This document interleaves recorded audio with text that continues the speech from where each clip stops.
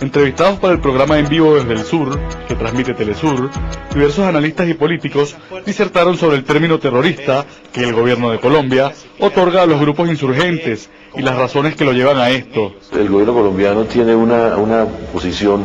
que ha sido eje de la política del presidente Uribe, de la llamada seguridad democrática, que tiene que ver con el no reconocimiento político de estos grupos,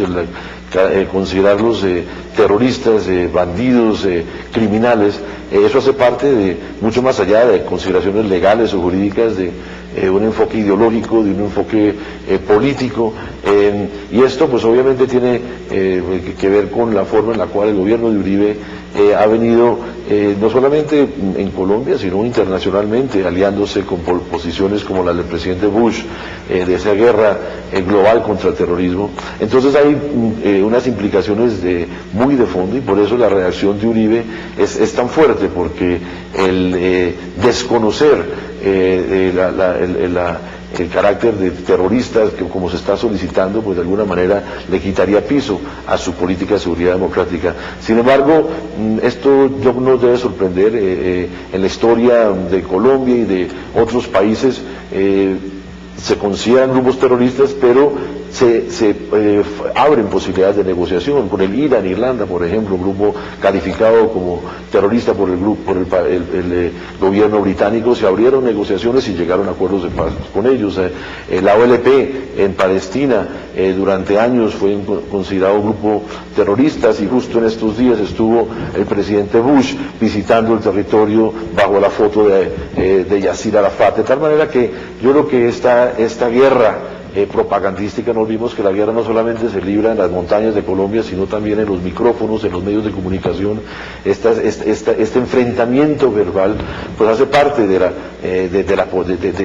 conflicto colombiano, pero yo creo que insistir, como lo ha hecho el presidente Chávez, a mi entender acertadamente, en que se reconozca el conflicto colombiano como un conflicto político, es necesario para que podamos algún día avanzar a la posibilidad de una negociación. También la comandante y diputada salvadoreña Nidia Díaz, miembro del Frente Farabundo Martí para la Liberación Nacional, explicó cómo el diálogo abrió las puertas para hallar la paz en su país.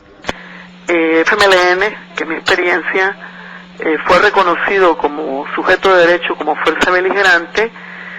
en el año 81, a 8 meses de haber estallado la guerra civil en El Salvador. Fue una gestión ardua, diplomática, pero cuando todo el mundo apostaba a que quizá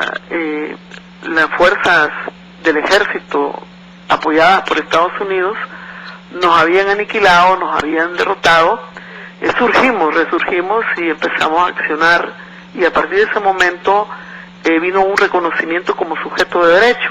y todas las resoluciones de organismos internacionales que buscaban la salida política hablaban de las partes. Eso nos daba una capacidad de interlocución, y por eso fue posible, aunque con dificultades, iniciar un proceso de diálogo. En 1984 pasamos dialogando un largo proceso, pero eso nos permitió ambas partes situar los problemas de la humanización del conflicto, y a través de ese entendimiento, con intermediaciones lógicamente de la Iglesia Católica en aquel momento, y de la cooperación y ayuda y voluntades internacionales,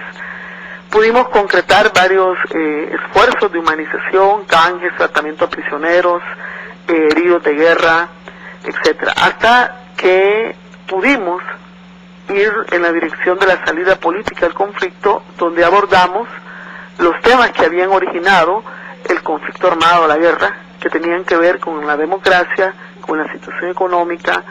y todos los aspectos relacionados pues a la estructura de El Salvador. Esta invitación a otorgar beligerancia a los grupos insurgentes para abrir un camino a la paz en el vecino país es compartida incluso por exmandatarios neogranadinos. Sin embargo, el gobierno de Álvaro Uribe insiste en calificarlos de terroristas y continuar con su política bélica.